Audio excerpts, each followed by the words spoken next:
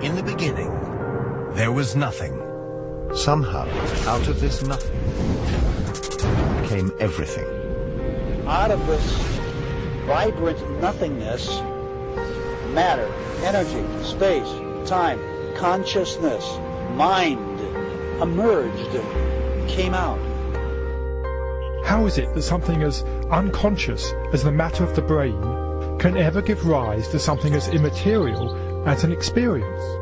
If you want to see fear in a quantum physicist's eyes, just mention the words, the measurement problem. The measurement problem is this: an atom only appears in a particular place if you measure it. In other words, an atom is spread out all over the place until a conscious observer decides to look at it. So the act of measurement or observation creates the entire universe. Only conscious beings can be observers, then we're intimately hooked into the very existence of reality. Without us, there would just be this expanding superposition of possibilities with nothing definite ever actually happening.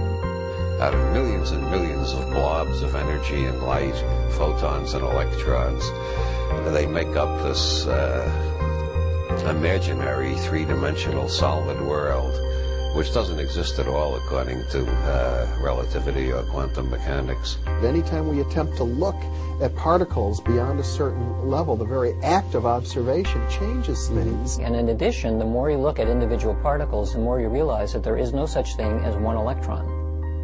An electron, or any elementary particle, exists only in relationship to other things, like other particles or the universe at large.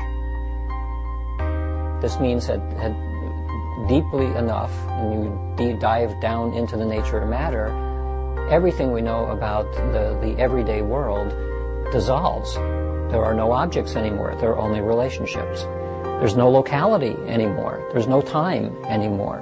The more you look at something in detail, in what we think of as solid matter, the less and less solid it begins to look. The only realities we know are the ones our brain manufactures. Our brain receives millions of signals every minute, and we organize them into holograms, which we project outside ourselves and call reality. Well, if the brain cortex, if it is also a hologram, then it's a three-dimensional hologram. If two-dimensional holograms reconstruct three-dimensional images, then, ergo, it follows that three-dimensional holograms reconstruct four-dimensional images. A hologram is a metaphor. It is how you take n dimensions of information and you bring them down into n-1 dimensions. It's a way of relating the paradoxes that we find in how to make a leap from this concept to that concept. The conceptual pigeonholes we use, words, to describe reality, are phenomena inside our head. They're not out there. And most of the time, this is a philosophical quibble. But when you get down to quantum physics, and this is one of the reasons that Bohm came up with the holographic idea, it starts to have real effects. And one of those is it's been discovered that if you take two subatomic particles like electrons, and in certain instances, when you do something to one, it will always affect the other, no matter how far apart they are. Well, how can this be? But what this tells us is that once matter is physically joined, even when it becomes separate, the energy is still there that's connecting it.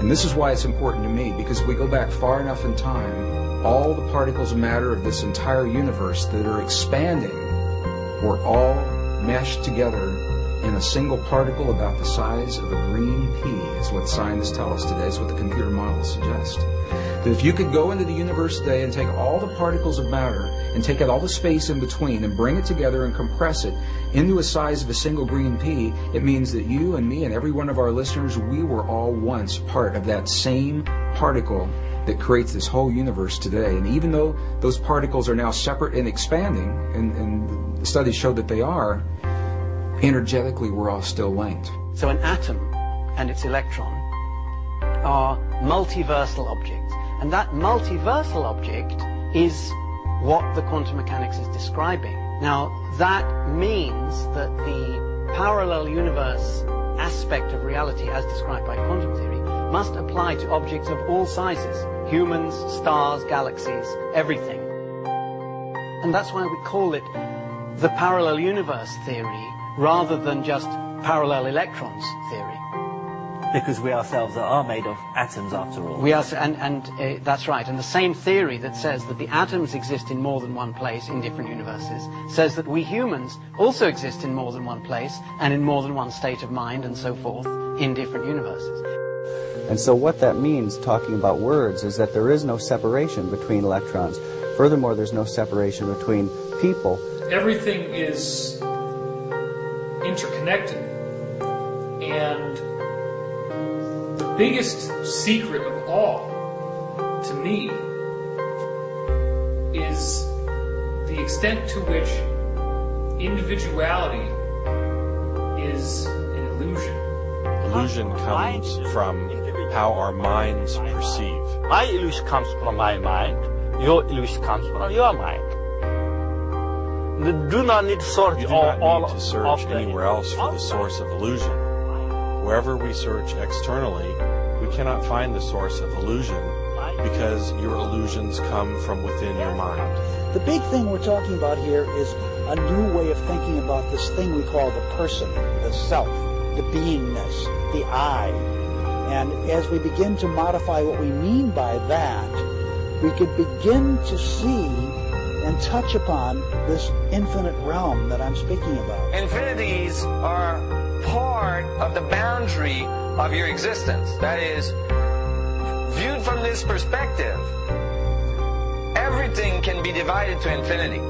If you've ever wondered why nuclear power is 1,000,000 times more powerful than chemical energy, it's because chemical energy results from the manipulation of atoms in a molecule. Nuclear energy results from the manipulation of nucleons in a nucleus. The superunified scale, 1,000, million times smaller, is virtually infinite in its dynamism. If you're seeking the infinite, what instruments do you have to seek the infinite? Only sense organs, isn't it? So through your sense organs, if you're seeking the infinite, it is like wanting to go to moon with a bullock cart. Isn't it so? That is the plight of humanity right now. With a limited perception, they're trying to grasp that which is beyond. So we try to perceive at the ultimate level of reality, and we search for any kind of method. For example, new technology, atomic power, etc. But search as we might, we cannot perceive the ultimate level of reality using these mechanisms. The ultimate level of reality is fundamentally empty and not observable using these scientific methods. Science is involved in a perceptual enterprise, not primarily in gaining knowledge, though knowledge appears, but knowledge is a byproduct. And by understanding the thing, you can coherently, then our contact with it, as long as it is coherent, it shows that our understanding is correct. You see, we must distinguish between correct appearances and incorrect appearances or illusory. Your appearance now is what we call residual self-image. It is the mental projection of your digital self. This is real. What is real? How do you define real? If you're talking about what you can feel, what you can smell, what you can taste and see, then real is simply electrical signals interpreted by your brain. Our brains take information in and sometimes give it form. It's not that the picture is out there, it's that we're getting data that we're turning into a picture according to our own belief systems and our own unconscious belief systems as well. We know what is going on is that light comes in through the eyes, hits the back of the retina, triggers electrochemical impulses which travel down nerve fibers to the back of the brain, where the brain very cleverly, in about 1/10 of a second, puts it all together and says, this is what it looks like out there. Well, you're creating your own reality tunnel. That doesn't mean you're creating reality. Out of reality, whatever that is, out of the infinite flux of energy, you're creating your own reality tunnel, and most people aren't aware of it. All matter is merely energy condensed to a slow vibration. That we are all one consciousness experiencing itself subjectively. There is no such thing as death. Life is only a dream. and we are the imagination of ourselves.